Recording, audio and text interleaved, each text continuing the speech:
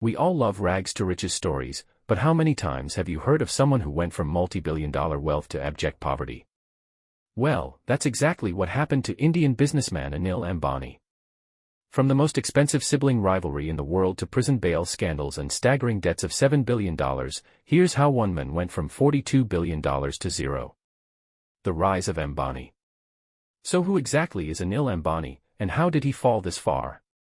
To understand that, we first need to take a trip back in time to mid-20th century India. Anil was born in Mumbai, formerly Bombay, on June 4, 1959, the youngest son of Dhirubhai Ambani, the founder of one of the most powerful companies on the planet.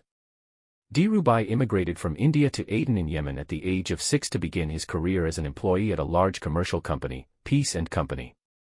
Here he learned trade skills and, in preparation for setting out on his own, returned to India in 1958. He started his own business in spice trading, which eventually developed into Reliance Commercial Corporation. Dhirubhai and his wife, Kokilaben, had already given birth to their first son, Mukesh, on April 19, 1957. After returning to India, they welcomed young Anil as a small family. The Ambani family lived in a modest two-bedroom apartment in the Jai Hind estate in Bhubaneswar, Mumbai, but Dhirubhai's business was improving. He quickly expanded into the textile industry, following a strategy of providing high-quality products at a lower cost than his competitors.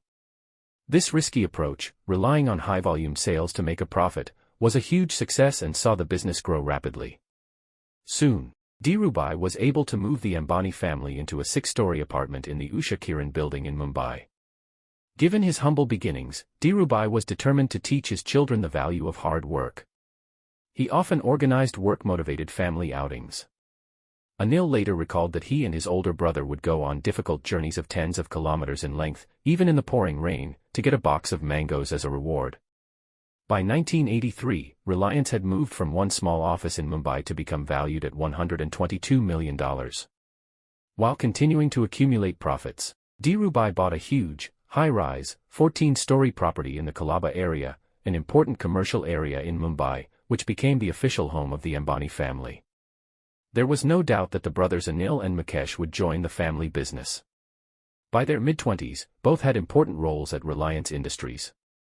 Mukesh joined in 1981 as a hands-on director of facilities, and Anil entered in 1983 as an executive director dealing with trade investors and the press. Each man excelled in his role. Mukesh was a modest, strictly focused businessman who loved spending evenings with his wife, Nita, and 2 children. Anil, on the other hand, was more extravagant. He enjoyed mingling with Mumbai's elite, socialites, and Bollywood stars, earning a reputation as self-indulgent. While Mukesh kept away from the limelight, Anil flourished in it. However, Anil's love for stardom proved to be a big problem in more ways than one. Anil had a private love story with Bollywood actress Tina Moonim. The Ambani family was certainly not pleased with Tina's career. At that time, working in the film industry was quite taboo for a traditional Indian family like the Ambanis. Soon, Anil and Tina were encouraged to part ways. However, after much persuasion, Anil's parents reluctantly agreed to their marriage, and in February 1991, Anil and Tina finally got married. While Anil may have thought that this was the last major rift between him and his family members, he had no idea what storm was coming. By 2002, Reliance had become a $15 billion conglomerate. However, tragedy struck the Ambani family on July 6 of that year when Dhirubhai Ambani died suddenly due to a heart attack at the age of 69. At the time of his unexpected death, Dhirubhai was ranked 138th on Forbes' list of the richest men in the world with a net worth of $2.9 billion. At that time, Indian Parliament had strict rules regarding inheritance, and the Ambani family had to follow the Engineering Inheritance Act. According to this act, the personal property of a man who dies without leaving a will must be divided between his widow and children. The responsibility of running Reliance was the biggest issue to be resolved. Mukesh, the eldest son, took over as chairman of the family business, and Anil became vice chairman. While this may seem like a logical consequence of the succession issue, the two brothers were very different, and cracks began to appear as soon as there was a shift in power. As the eldest, Mukesh saw himself as the sole boss of everything, while Anil saw them as equals. It reached a point where each brother was making important decisions for the company without consulting the other. Rivalries between brothers are not rare, especially when it comes to arguments about who is better, but Reliance had become so important to the Indian economy that something had to be done. Things got so bad that the Indian finance minister tried to intervene to get the two quarreling brothers to reconcile, but to no avail. It would take more than just a government official to settle this sibling rivalry. No one was better suited to settle this rift than their dear mother, Cautionary Ambani. Despite her attempts to teach her sons some common sense, the issue of leadership remained unresolved. Neither brother would budge on the most important point: who would have ultimate control of the empire. In the end, Cautionary convinced her quarreling sons to reach a solution. Reliance was to be divided into two parts, one half owned by Mukesh and the other by Anil. While their views on who should run things differed greatly, preserving Reliance as a multi-industry enterprise was one of the few things they agreed upon. Mukesh acquired all the already existing and profitable companies, namely Reliance Industries, Reliance Petrochemicals, and Reliance Petroleum. Anil acquired the newer and more promising companies, including Reliance Communications and Reliance Energy. The split included a fraternal truce in which neither brother could enter the other's industries to compete for a period of 10 years. It also included an agreement called the right of first refusal, allowing either party the opportunity to buy the other party's shares before any other interested parties in case of a sale. While the truce seemed like a great solution, it ultimately contributed to some of the worst problems the brothers would face. After 3 years of negotiations, the division of Reliance was finalized and approved by the Supreme Court of India in December 2005, and the brothers were able to go their separate ways. Each gave a slight rebranding to their respective halves of the company. Mukesh named his venture Reliance Industries Limited, and Anil's side became Reliance Anil Dhirubhai Ambani Group, better known as Reliance ADA Group. By 2006, both had settled into their new positions as leaders of two of the largest companies in India.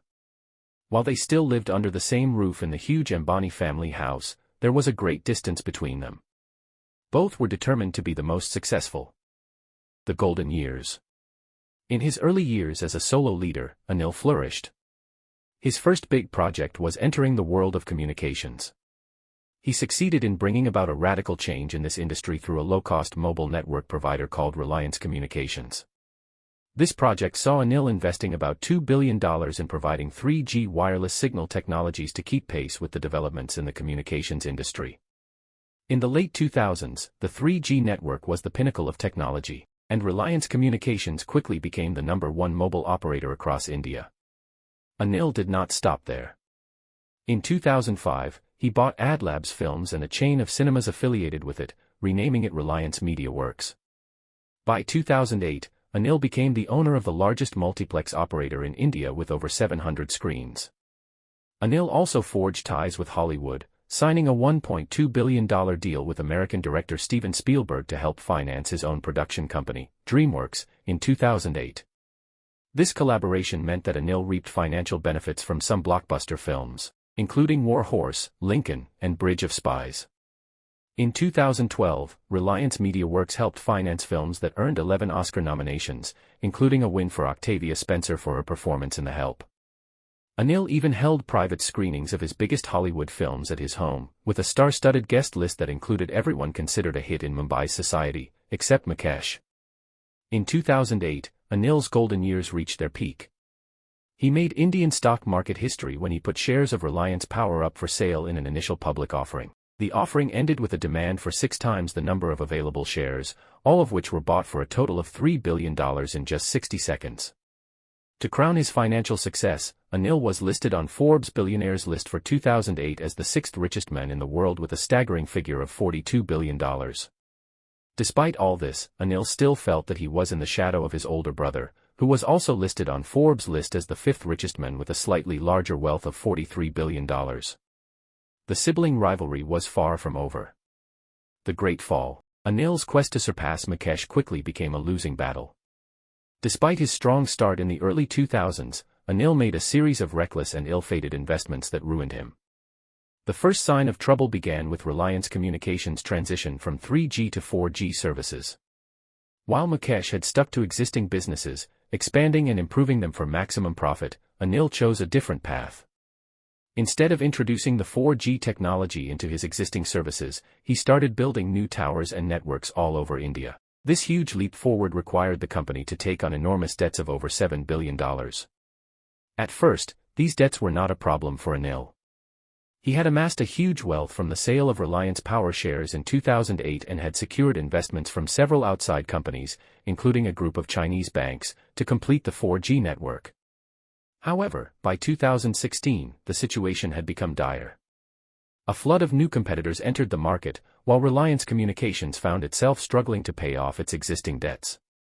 To make matters worse, Mukesh decided that the 10-year truce had expired and began aggressively moving into the telecommunications market. Mukesh's new venture, Reliance Jio, offered much cheaper services with the same quality, causing Anil to lose many clients. By the end of 2017, Reliance Communications was unable to cover its losses and filed for bankruptcy. The company was eventually liquidated, and Anil was forced to sell his properties, including the cinemas he owned, to pay off his debts. Anil had one last hope of saving his business. He planned to sell Reliance Communications' mobile infrastructure to another major telecommunications company, the Swedish company Ericsson, for $110 million in early 2018. However, the deal soon ran into a problem when Ericsson accused Anil of failing to pay part of the promised amount and demanded the remaining $80 million through the Indian courts. At the same time, Mukesh announced that he had purchased the bulk of the company's assets for an undisclosed amount. Anil thought he had no way to escape prison. However, at the last moment, Mukesh rescued his brother. On February 19, 2019, just days before the deadline, Mukesh gave his younger brother the $80 million needed to cover the remaining part of the debt. He made it clear that this was not a business decision but a private family matter. Mukesh saved his brother from imprisonment. With Reliance Communications out of the picture, Anil turned his focus to the other projects of the ADA group. However, his poor decisions had cost him dearly. In October 2019, another of Anil's companies, Reliance Capital, was sued by the Indian government for failing to meet its obligations to pay $28 million in debt. To make matters worse, he faced additional legal troubles for signing high-risk deals without the approval of the company's stakeholders. These lawsuits culminated in Anil declaring bankruptcy. While Anil was forced to declare bankruptcy, Mukesh's businesses continued to flourish. As of 2021, Mukesh is the richest man in Asia with a net worth of over $80 billion. Anil is still facing several legal cases and is working hard to pay off his remaining debts. Despite this, he claims he has not given up on the idea of returning to the business world. The story of the Ambani brothers is a cautionary tale about the dangers of greed, competition, and the risks of poor decision-making in the world of business. It also highlights the importance of having a clear and focused strategy and the consequences of deviating from it. While Mukesh's story is one of steady growth and prudent management, Anil's story is one of rapid rise and dramatic fall. Ultimately, it serves as a reminder that success in business is not just about making money but also about making wise decisions and managing risks effectively.